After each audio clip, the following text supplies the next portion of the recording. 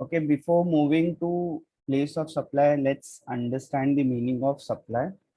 Supply includes all forms of supply, including sale, transfer, barter, exchange, license, rental, lease, or disposal of goods or services, or both. This definition we have already seen in chapter 1. Okay, and transaction should be in the course of business. The transaction is for consideration. तब जाके आपका GST apply होगा.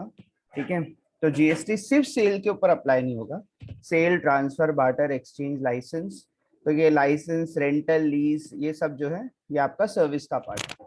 तो goods and services दोनों पे apply होता है. It should be for the business and for consideration. ये दो चीजें जरूरी हैं. Import of services whether not in the course of furtherance of business. अगर आपने इम्पोर्ट किया है, ठीक है, इम्पोर्ट ऑफ सर्विसेज, वो चाहे आपने बिजनेस के लिए किया हो नहीं किया हो, अपने पर्सनल एडवाइस लिया है समझो, ठीक है, अपने फैमिली फ्रेंड से इम्पोर्ट किया, मतलब आपका जो बंदा है वो यहाँ पर नहीं है, वो आउट ऑफ इंडिया है और आपने वहां से इम्पोर्ट करवाया है सर्विसेज. बिजनेस के लिए नहीं किया आपने, अपने पर्सनल एडवाइस आपने लिया है उससे, लेकिन आपने उसको पे किया है. ठीक है, पेमेंट किया है आपने, बिजनेस नहीं था आपका, पर्सनल, आपको may be related to your marriage, आपने उससे सजेशन लिया है कि आपको क्या करना है क्या नहीं करना है, और उसके लिए आपने क्या किया, उसको पे किया. It was not for business, लेकिन फिर भी आपने उसको पेमेंट अगर किया है तो वो टैक्सेबल हो जाएगा. ठीक है, तो यहाँ पर ये एक्सेप्शन है कि आपने इंपोर्ट किया है services, if it is not even for business तो भी वो टैक्सेबल हो जाएगा. कुछ ऐसे प्लेसेस हैं जहां पर कंसिडरेशन ना हो तो भी टैक्सेबल हो जाएगा, वो हम लोग आगे देखेंगे. ठीक है, the transaction as specified in schedule 1 even without consideration. तो शेड्यूल 1 आपको उसके लिए रीड करना पड़ेगा. कुछ ऐसे ट्रांजेक्शन है जो विदाउट आप कंसिडरेशन भी टैक्सेबल मान लेते हैं. ठीक है, फिर transaction specified in schedule 2. Schedule 2 आपको बताता है कि 3 जो शेड्यूल है, शेड्यूल 1 में आपको आएगा ऐसी एक्टिविटी जो बिना कंसिडरेशन के भी टैक्सेबल है, मतलब अगर आपने पैसे का लेन देन नहीं किया है वहां पर तो भी क्या होगा, वो टैक्सेबल हो जाएगा. ठीक है, शेड्यूल 1 आपको बताता है. शेड्यूल 2 आपको बताता है bifurcation of goods and services. किस चीज को गुड्स बोला जाता है और किस चीज को सर्विसेज बोला जाता है. शेड्यूल 3 आपको बताएगा things which are neither goods nor services. देखो नीचे लिखा हुआ है सर्विसेज में क्या नहीं आता, तो सबसे पहले शेड्यूल 3 है, दूसरा गवर्नमेंट है. तो ये दो चीजें जो है वो सर्विसेज में नहीं आती है. तो शेड्यूल 3 आपको पढ़ना है, इंपॉर्टेंट है एग्जाम पॉइंट ऑफ व्यू से भी. नेगेटिव लिस्ट भी कभी कभी बोला जाता है इसको, but these are called neither goods nor services. तो पहले आप शेड्यूल 2 में पढ़ेंगे कि सप्लाई ऑफ गुड्स किसको बोलते हैं, सप्लाई ऑफ सर्विस किसको बोलते हैं. शेड्यूल 3 में बताया जाएगा कि things which are activities which are neither supply of service nor supply of goods. तो ऐसी चीजें जो कि जिसके ऊपर जीएसटी नहीं लगता वो शेड्यूल 3 में आएंगी. Schedule 2 is the bifurcation of goods और सर्विसेज.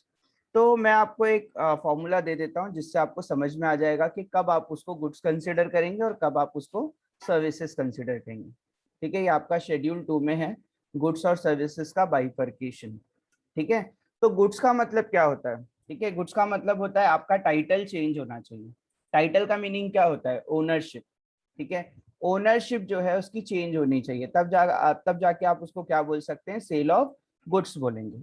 ठीक है, तो अगर मैं आपको एक एग्जांपल देता हूँ, आपने रिक्शा परचेस किया है तो ये गुड्स में आएगा कि सर्विसेज में आएगा, बोलो. गुड्स में आएगा सर. गुड्स में आएगा, करेक्ट ना. तो ये गुड्स की डेफिनेशन में आ जाएगा क्योंकि टाइटल ट्रांसफर हो गया. ठीक है, अब मैं आपको बोलता हूँ आप रोज कॉलेज के लिए निकलते हैं, ठीक है, एक शेयरिंग रिक्शा लेते हैं या फिर नॉर्मल रिक्शा लेते हैं.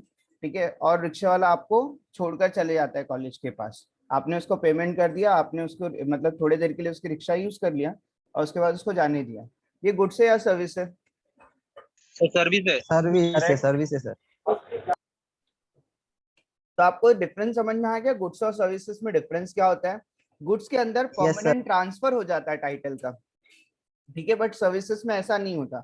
अभी आप जितनी भी चीजें पढ़ेंगे उसमें आपको यही समझ में आएगा. पहले वाली लाइन में बोला transfer of title in goods, that is sale of goods. ठीक है, तो सप्लाई ऑफ गुड्स में आएगा वो. any transfer of title in goods under an agreement which stipulates that the goods shall pass at a future date upon payment of full consideration when an agreement is drafted for sale of goods at future date. तो आपने देखा होगा जहां पर ownership जो है वो future में ट्रांसफर होती है, इट इज अगेन सेल, ठीक है। तो हायर परचेस वगैरह, इंस्टॉलमेंट फैसिलिटी, ईएमआई फैसिलिटी में आपको पता है कि जब तक कि आप पूरा फुल पेमेंट नहीं कर लेते उसके पहले क्या होता है, आपका ओनरशिप वगैरह ट्रांसफर नहीं होती, फ्यूचर डेट पे ट्रांसफर होती है। या फिर खैर या ये सब चीज आप छोड़ दो, अगर आपने एक अग्रीमेंट बना दिया है कि फ्यूचर डेट पे आप टाइटल ट्रांसफर कर देंगे तो that is also sale of goods only. Title transfer होगा आज हो या फ्यूचर में हो तो उसको आप सेल ऑफ गुड्स ही बोलेंगे। ट्रांसफर और डिस्पोजल ऑफ एनी गुड्स और asset of a business either with और without consideration, that is disposal of asset as scrap either for consideration और नॉट। इधर पे कंसिडरेशन इंपॉर्टेंट नहीं है क्योंकि हम लोग सप्लाई ऑफ गुड्स की डेफिनेशन देख रहे हैं, तो ये बोल रहा है कि अगर आपने बिजनेस के एसेट्स वगैरह ट्रांसफर किए हैं तो वो भी इसमें आ जाएगा, ठीक है। Where any person is no longer a taxable person और ceases to be a taxable person the goods. ये बहुत इंपॉर्टेंट चीज है कि अगर आपने एक बंदा जो है अब तक के टैक्सेबल था और एक डेट के बाद मे बी एक गवर्नमेंट रेगुलेशन आ गई उसके बाद वो टैक्सेबल नहीं रह गया, तो आप एक पर्टिकुलर चीज में ये क्या बोलते हैं, आप एक पर्टिकुलर चीज में डील करते थे, ठीक है। फॉर एग्जांपल एक तरह की मेडिसिन थी जो इससे पहले टैक्सेबल थी, ठीक है। अब न्यू रेगुलेशन के हिसाब से वो टैक्सेबल नहीं है तो वो डीलर जो है वो टैक्सेबल नहीं रह जाता, ठीक है। वो ऐसा गुड सेल कर रहा है जो कंप्लीटली क्या है, एग्जेम्प्ट है, ठीक है। या फिर किसी और रीजन की वजह से वो क्या हो जाता है, नॉन टैक्सेबल हो जाता है, ठीक है। ऐसा होता है ना कि आप एक टाइम तक के टैक्स पे कर रहे हैं, एक डेट आती है उसके बाद क्या होता है, आप नॉन टैक्सेबल हो जाते हैं। नॉन टैक्सेबल कैसे हो सकते हैं, आपका गुड्स नो लॉन्गर टैक्सेबल होगा, ठीक है। आप एग्जेम्प्ट गुड्स अब बेचने लगे हैं, ठीक है। पहले से पहले वो एग्जेम्प्ट नहीं था, अब वो एग्जेम्प्ट हो गया है, तो आपको पता है गवर्नमेंट के पास अथॉरिटी है कि वो गुड्स को क्या कर सकती है, सर्विस को क्या कर सकती है, एग्जेम्प्ट कैटेगरी में डाल सकती है, ठीक है, निकाल सकती है वापस, है ना। तो ये उनके पास अथॉरिटी है। तो अब आप क्या हो गए, नो लॉन्गर टैक्सेबल पर्सन। जितना भी गुड्स आपके पास बचा हुआ है स्टॉक में, देखो, the goods which form part of asset of his business shall be deemed to be supplied by him in the course or furtherance of business, ठीक है। क्या होगा अगर उसको ट्रांसफर नहीं करेंगे, उस वक्त कंफ्यूजन नहीं हो जाएगा क्योंकि ये उस डेट तक के टैक्सेबल था वो गुड्स, ठीक है। अब उसके बाद वो टैक्सेबल नहीं है तो आपको क्या कर देना, हम लोग मान लेंगे कि जितने भी गुड्स आपके बचे वो आपने सेल कर दिए, ठीक है। तो इसको भी आप क्या बोलेंगे, sale of supply of goods बोलेंगे। पहली दो चीजें इंपॉर्टेंट है, बाकी की चीजें जो है वो आप स्किप कर सकते हैं, कोई प्रॉब्लम नहीं है। Goods supplied by unincorporated association और बॉडी ऑफ पर्सन और to any of its member. तो अगर कोऑपरेटिव सोसाइटी का एग्जांपल आपको पता है, क्लब का एग्जांपल आपको पता है, बॉडी ऑफ इंडिविजुअल है, एसोसिएशन ऑफ पर्सन है, ये लोग क्या करते हैं, अपने मेंबर के बेनिफिट के लिए फॉर्म होते हैं ना। तो ये मेंबर को consideration either bye immediate cash और डेफर्ड पेमेंट ये लोग क्या करते हैं, ट्रांसफर करते हैं। क्लब में आप लोगों ने देखा होगा मेंबर्स को फूड सप्लाई होता है, ठीक है। तो इसको भी आप क्या बोलेंगे, सप्लाई में दे देंगे, ठीक है। इसको भी आप सप्लाई में ले लेंगे। तो यहाँ पर ये है कि अगर एक अनइनकॉर्पोरेटेड एसोसिएशन है जिसका इनकॉर्पोरेशन नहीं हुआ है, इनकॉर्पोरेशन किसका होता है, कंपनीज वगैरह का इनकॉर्पोरेशन होता है ना, तो इसका इनकॉर्पोरेशन नहीं हुआ है, अनइनकॉर्पोरेटेड है एसोसिएशन। और जैसे एसोसिएशन ऑफ पर्सन आपने सुना होगा, बॉडी ऑफ इंडिविजुअल है, ठीक है। ये अपने मेंबर को अगर कुछ सप्लाई करते हैं तो वो भी किस में आता है, सप्लाई में आ जाता है, ठीक है। First two thing is important, transfer of title, current date, future date, दोनों ही किस में आ जाएगा, आपका सप्लाई ऑफ गुड्स में आ जाएगा। अब इसकी डेफिनेशन बहुत वास्ट है सप्लाई ऑफ सर्विसेज की। इसमें transfer of right in goods, इसके अंदर याद रखना है टाइटल ट्रांसफर नहीं होना चाहिए, ठीक है। ट्रांसफर ऑफ टाइटल नहीं होना चाहिए, विदाउट ट्रांसफर ऑफ टाइटल। आपने गुड्स को टेम्पररी, आपको राइट मिला है उसको यूज करने का, उसके बाद आप रिटर्न कर देंगे तो इट इज सर्विस, ठीक है। उसमें टाइटल ट्रांसफर नहीं होना चाहिए। Lease, tenancy, easement, licence to occupy land, ठीक है। आपने टेम्पररी, आपको लाइसेंस मिला है, ईजमेंट मिला है, टेनेंसी राइट मिला है, लीज मिला है ताकि आप उसको यूज करें और बाद में दे दें, दैट्स अ सर्विस। लीज और लेटिंग out of any commercial industrial building, आपको कुछ कॉमर्शियल कॉम्प्लेक्स वगैरह यूज करने मिला है टेम्पररी, आपको सेल नहीं हुआ है, ठीक है। तो सर्विसेज में आप हमेशा क्या देखेंगे, इट इज ऑलवेज टेम्पररी चीज जो होती है वही आती है उसके अंदर, आपको टाइटल ट्रांसफर नहीं होगा, ध्यान देना है आपको, ठीक है। Job work services on principles goods, ठीक है, प्रिंसिपल है, आप एजेंट है, ठीक है, उसके गुड्स के ऊपर आपने कुछ काम किया है तो भी सर्विस में आएगा। When the goods is held और used for the purpose of business और a person carrying on business is used for personal use और made available for other than business purpose with or without consideration. When the goods is held or used for the purpose of business of a person carrying on a business is used for personal use, ठीक है, उसने अपने personal use के लिए कर लिया उसको use, या फिर रेंटिंग ऑफ इमूवेबल प्रॉपर्टी है, कंस्ट्रक्शन है, ठीक है, आपको हर एक चीज याद रखने की जरूरत नहीं है इसके अंदर, ठीक है। हाँ, दोनों के बीच में अगर आप डिफरेंस करेंगे तो आपको समझ में आएगा कि सप्लाई ऑफ गुड्स में जो है वो परमानेंट टाइटल ट्रांसफर हो जाता है और सर्विसेज में जो है वो टाइटल ट्रांसफर नहीं होता है, ठीक है। टेम्परेरी आप क्या करते हैं, उसको यूज करते हैं, उसके बाद आप उसको रिटर्न कर देते हैं, ठीक है। इमूवेबल प्रॉपर्टी हो, ठीक है, मूवेबल प्रॉपर्टी हो, आपने रेंटिंग वगैरह जो है इसके अंदर आ जाता है, ठीक है। तो ये चीज आपके यहाँ हो गई आपका शेड्यूल 2।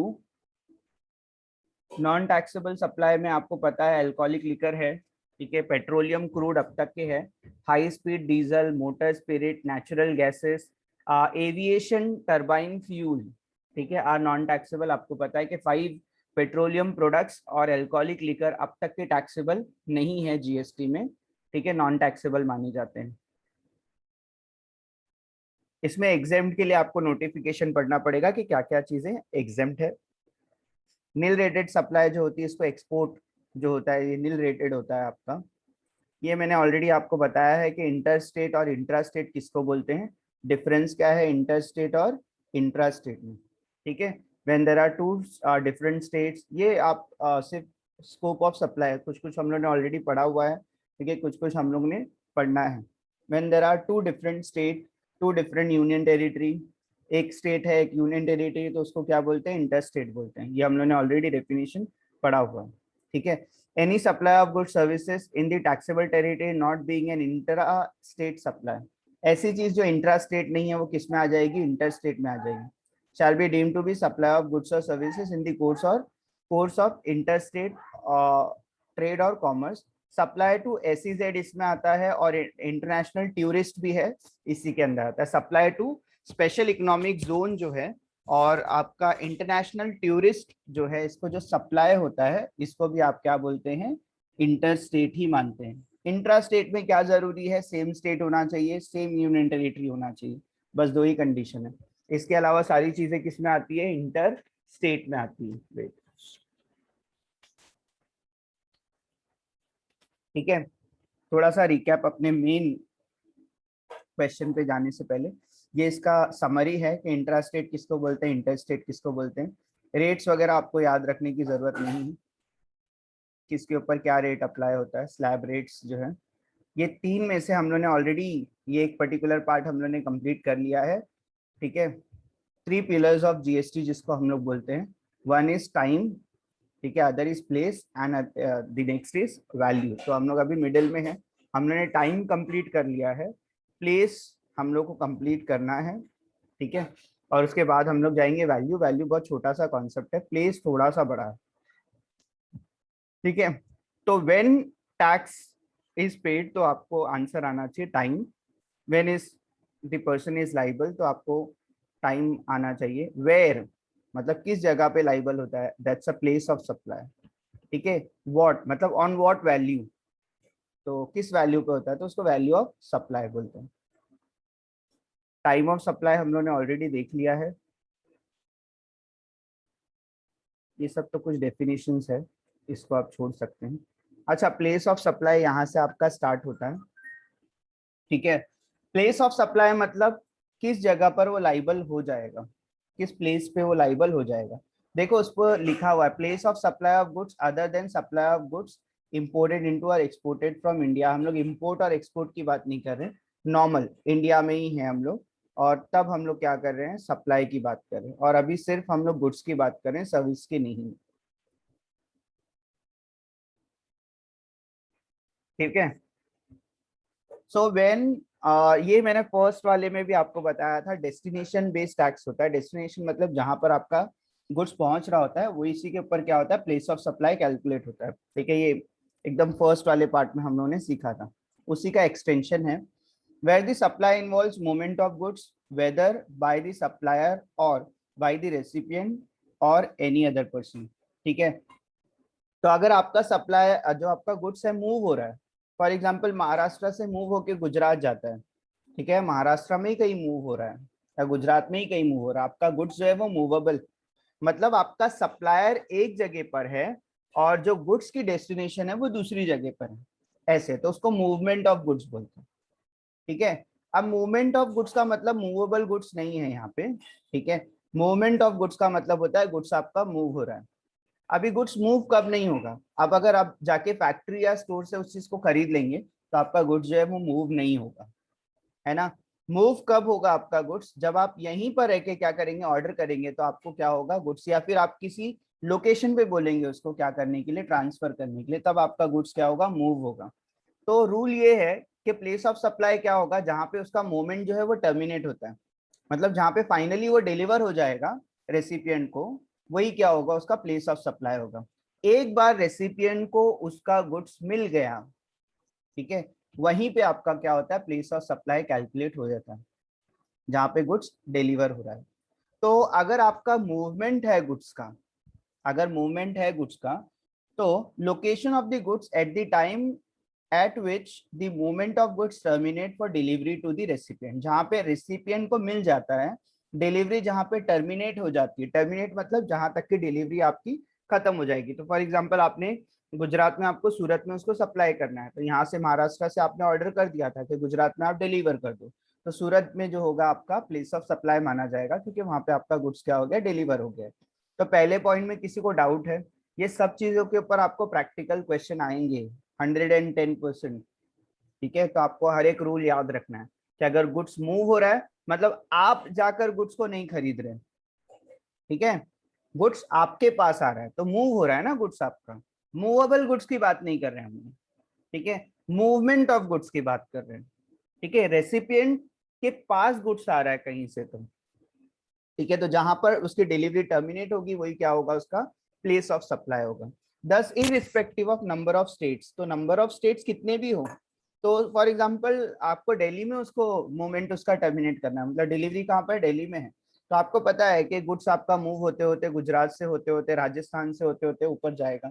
ठीक है, जैसे भी आपके स्टेट्स आते जाते हैं बीच बीच में, अलग अलग स्टेट आते रहते हैं, आपका गुड्स एक जगह रुकता है, फिर वो दूसरी जगह जाता है, फिर तीसरी जगह आता है, फाइनली जहां पर गुड्स पहुंच रहा है, डिलीवरी जहां पे रेसिपिएंट को मिल गई, ठीक है, रिसीवर जहां पर गुड्स को रिसीव कर लेता है, वो उसके बाद क्या हो जाएगा, वहां पे एंड हो जाता है, प्लेस ऑफ सप्लाई वहां पर आ जाता है, उस प्लेस पे वो लाइबल हो जाता है। ठीक है, वहां पर वो लाइबल हो जाता है जीएसटी के लिए। ठीक है, तो और आपको पता है कि जब इंटर स्टेट होता है, तो इंटर स्टेट में दो स्टेट होते हैं, तो इट इज वेरी इंपॉर्टेंट कि आप प्लेस ऑफ सप्लाई कैलकुलेट करें, तब तो आपको पता चलेगा। फॉर एग्जाम्पल अगर सप्लायर भी महाराष्ट्र में है, प्लेस ऑफ सप्लाई भी महाराष्ट्र में है, ठीक है, तब तो वो इंट्रा स्टेट माना जाएगा, है ना। तो अगर सप्लायर अगर महाराष्ट्र में है, प्लेस ऑफ सप्लाई दिल्ली है, तो उसको इंटर स्टेट बोलेंगे आप। ठीक है, इट इज वेरी इंपॉर्टेंट, इसके अंदर दो तीन क्वेश्चन आते हैं और ऑब्जेक्टिव्स में भी बहुत सारे क्वेश्चन इसके ऊपर आते हैं। ठीक है, ज्यादातर ऑब्जेक्टिव क्वेश्चन जो होते हैं स्कोप ऑफ सप्लाई में से, प्लेस ऑफ सप्लाई से ही आते हैं, इसके अंदर बहुत सारे कॉन्सेप्ट हैं एंड बहुत इजी है इसके अंदर क्वेश्चन पूछना। आप एक क्वेश्चन आपको दे देगा, फॉर एग्जांपल ए ने, जो आपने वॉशिंग मशीन है यहाँ पे आपने बेचा और आपने रेफ्रिजरेटर यहाँ पर बेचा है, तो प्लेस ऑफ सप्लाई क्या होगा आपका, तो जहाँ पे डिलीवरी हुई है वही क्या होगा, प्लेस ऑफ सप्लाई होगा। ठीक है, अभी दूसरा एग्जांपल देखो, इसके अपोजिट है, सॉरी, पहले क्या है, where the goods are delivered by the supplier to the recipient or any other person on the direction of third person, third person मतलब एजेंट है।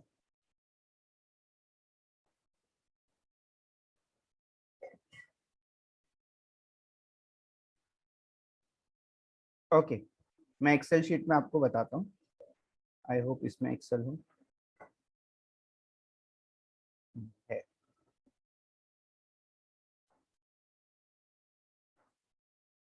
थोड़ा जूम कर लेते हैं इसको,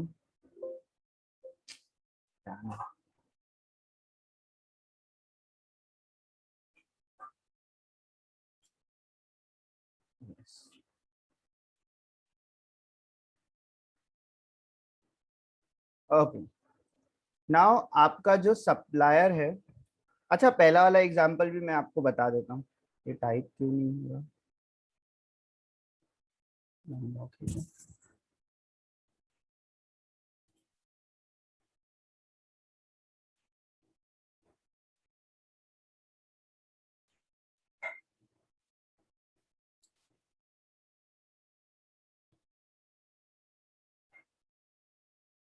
वर्ड में देखते हैं।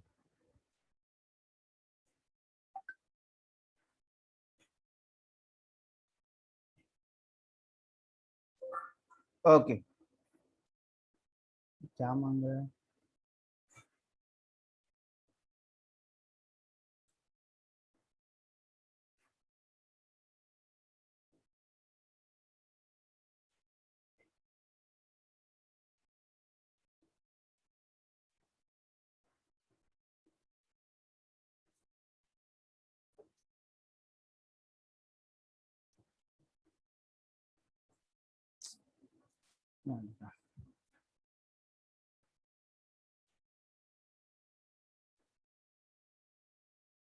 अच्छा, वो प्रोडक्ट की वजह से हो रहा है इशू।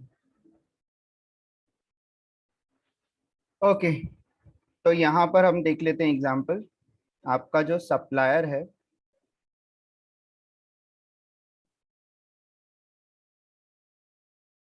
वो कहाँ पर है, दिल्ली में है, ठीक है।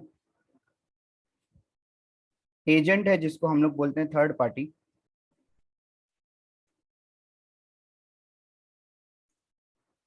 एजेंट जो है आपका कहाँ पर है, गुजरात में है। और जो रेसिपिएंट है, मतलब फाइनल आपका जो बायर है, वो कहाँ पर है आपका, महाराष्ट्र में।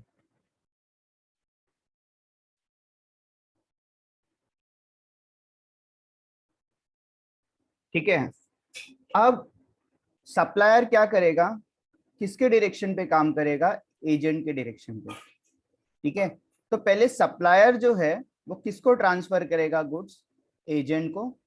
एजेंट किसको करेगा, रेसिपिएंट को, ठीक है। तो यहाँ पे दो बार प्लेस ऑफ सप्लाई कैलकुलेट होगा, एक जब यहाँ से गुड्स यहाँ पर जाएगा तो, और जब यहाँ से गुड्स यहाँ पर जाएगा तो दो बार प्लेस ऑफ सप्लाई यहाँ पे कैलकुलेट होना है, ठीक है। तो जब भी आपका बीच में एजेंट होता है तो हम लोग दूसरे वाले प्लेस ऑफ सप्लाई की बात ही नहीं कर रहे हैं, ठीक है। It shall be deem that the said third party person has received the goods, ठीक है। जब बीच में एजेंट है, ठीक है, तो प्लेस ऑफ सप्लाई किसका होगा, एजेंट का होगा, ठीक है। तो पहला वाला जो एग्जांपल था, अगर गुड्स मूव हो रहा है तो मूव होके दिल्ली से गुजरात से महाराष्ट्र आएगा, तो महाराष्ट्र क्या होगा उसका प्लेस ऑफ सप्लाई। गुड्स का लोकेशन आपको ध्यान देना है, ठीक है। लेकिन अगर बीच में एजेंट है कोई या थर्ड पर्सन है तो प्लेस ऑफ सप्लाई क्या होगा, आपका एजेंट का प्लेस ऑफ सप्लाई होगा, या फिर थर्ड पर्सन आप उसको बोल सकते हैं, ठीक है। तो ध्यान देना है इस चीज के ऊपर। दो चीजें हम लोगों ने पॉइंट डिसाइड डिक्लेयर अभी डिस्कस कर लिया है हमने ऑलरेडी। एक, अगर गुड्स मूव होगा तो, और अगर बीच में थर्ड पर्सन होगा तो, मतलब थर्ड पर्सन जो डायरेक्ट कर रहा है। जब फर्स्ट टाइम जीएसटी इंट्रोड्यूस हुआ था तो ये क्वेश्चन आपको कुछ 7 मार्क्स के लिए एग्जाम में आया था, ठीक है। सिर्फ एजेंट के ऊपर क्वेश्चन था बस, और भी कुछ क्वेश्चन में नहीं दिया था, सिर्फ एजेंट के ऊपर क्वेश्चन पूछा था एग्जाम में, ठीक है। Okay, next is where the supply does not involve movement of goods. अभी आपका जो गुड्स है उसमें मूवमेंट कब नहीं होगा, या तो गुड्स इजीली मूव नहीं हो सकता है तब, या तो बायर खुद जाता है और उसको खरीद लेता है, ठीक है। जैसे आप नॉर्मली जाते हो शॉप से परचेस कर लेते हैं, है ना। तो प्लेस ऑफ सप्लाई और जो आपका बायर जो जहाँ पे आपका डीलर होता है या फिर जहाँ पे आपका सप्लायर होता है, आप खुद जाके वहाँ पे क्या करते हैं, वो गुड्स को ले लेते हैं, या फिर सप्लायर एक जगह पे आपको मिलता है और गुड्स वहाँ पे आपको दे देता है, ठीक है। मतलब आपका गुड्स का जो है मूवमेंट नहीं हो रहा। मूवमेंट मतलब कब हो रहा है, जब रेसिपिएंट को मिल जा रहा है, उसके बाद मूवमेंट होने का कोई मतलब नहीं है, ठीक है। तो रेसिपिएंट जाके शॉप से खरीद ले रहा है तो मूवमेंट नहीं हुआ, भले वो रेसिपिएंट अब वहां से लेकर आएगा खुद से, तो उसको आप मूवमेंट नहीं बोलेंगे। मूवमेंट क्या होता है, जब सप्लायर गुड्स भेजता है और रेसिपिएंट तक के पहुंचता है गुड्स, तो उसको मूवमेंट बोलते हैं हम लोग।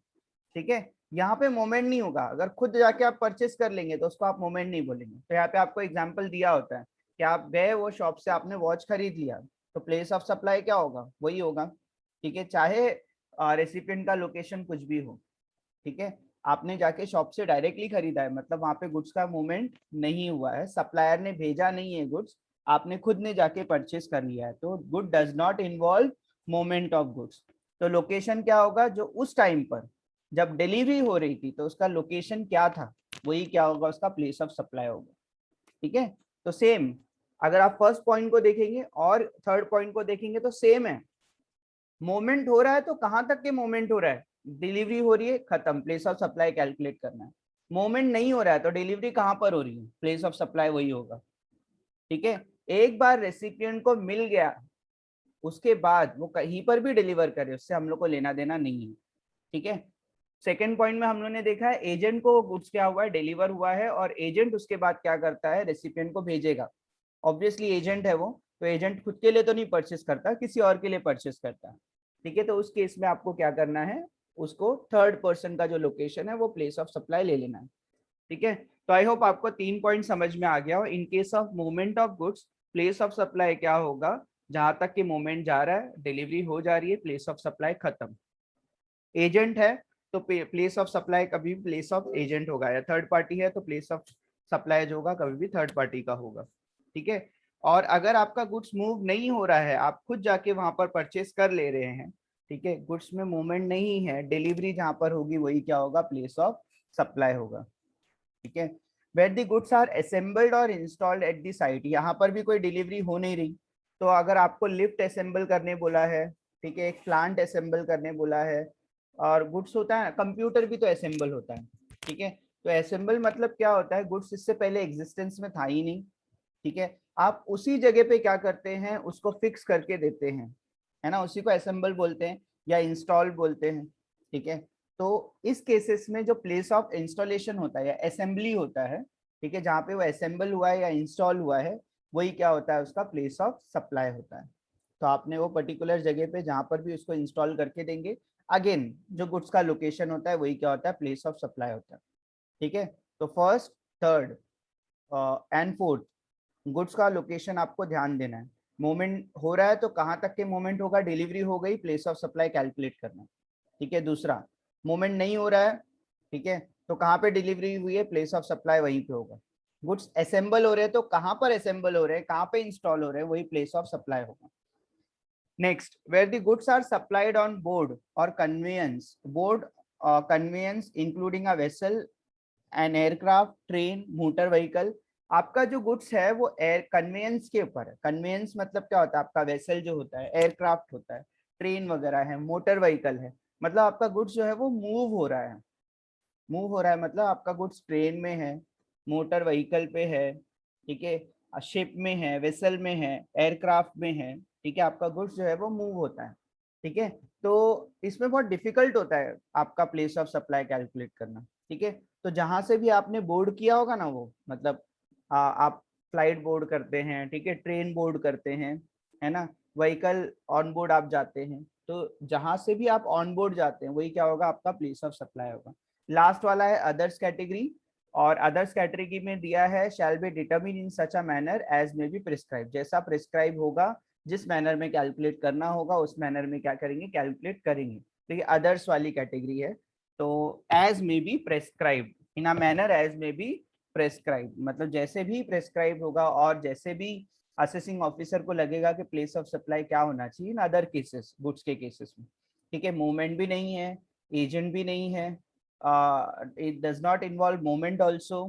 ठीक है, मतलब आपकी किसी कैटेगरी में फॉल नहीं हो रहा है, it is very difficult to calculate, समझ में नहीं आ रहा है कि प्लेस ऑफ सप्लाई क्या होगा, तो उस मैनर में आपको क्या करना पड़ेगा, प्रेस्क्राइब मैनर में क्या करना पड़ेगा, उसको कैलकुलेट करना पड़ेगा। तो ये एक अदर्स वाली कैटेगरी आ गई आपकी।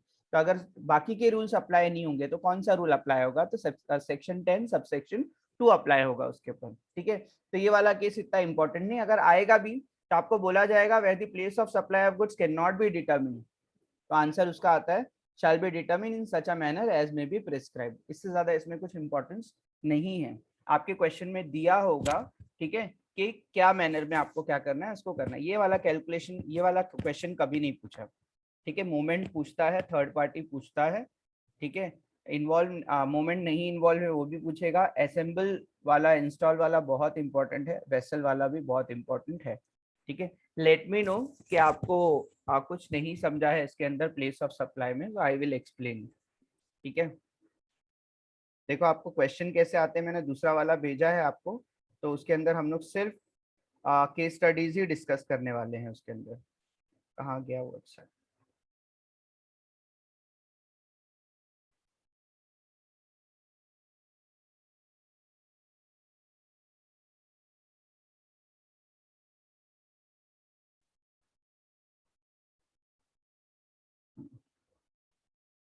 तो मैंने और एक भेजा है आपको।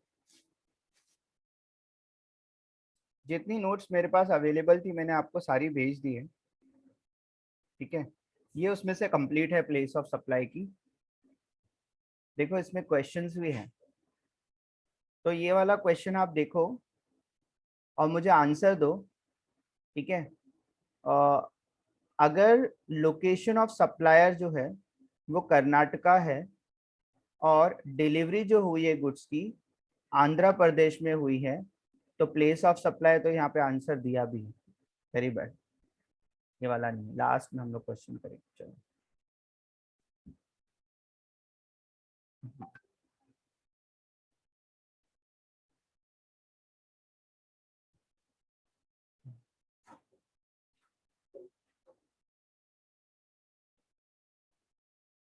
वैसे ये क्वेश्चन ये वाले पार्ट का नहीं है, लेकिन फिर भी, from the following which of the following involves movement of goods in intra state supply.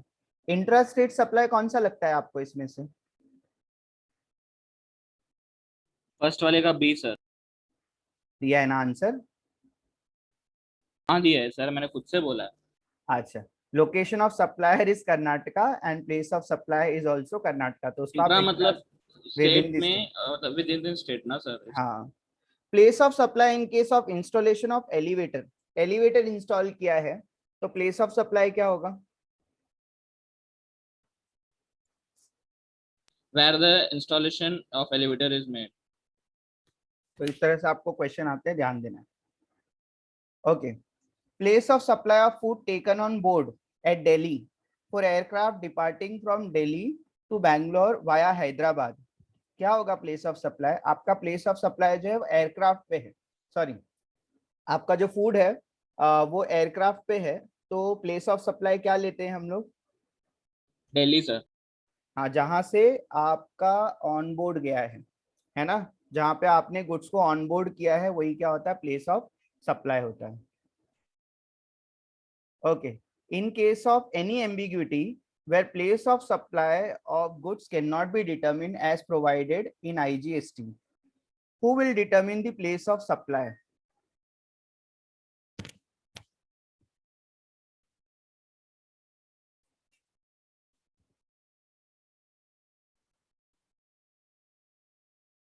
B. In a manner as may be prescribed.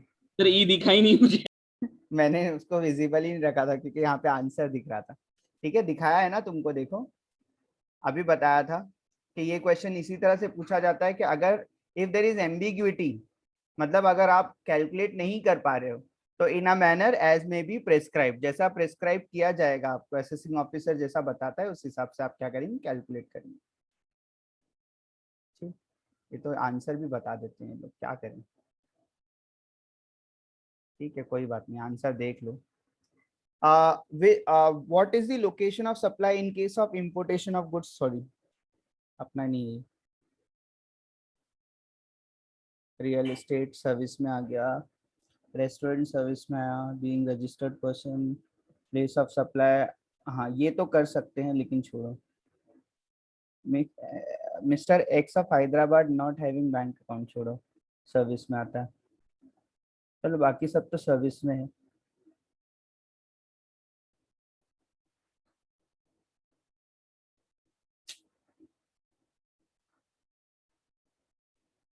सब सर्विसेज में आता है, कोई बात नहीं। आई होप आपको क्वेश्चंस इसमें जो थे वो सब समझ गए होंगे। ठीक है, ज्यादातर आपको इससे रिलेटेड क्वेश्चन नहीं पूछा, लेकिन हाँ क्वेश्चन अभी मुझे फॉरवर्ड करना आपको बाकी है प्लेस ऑफ सप्लाई से रिलेटेड, सो डोंट वरी, आपको क्वेश्चन मिलेगा। ठीक है, ये सारी चीजें सेम है। Place of supply other than imported, तो वो बोल रहा है what is the place of supply where movement is involve.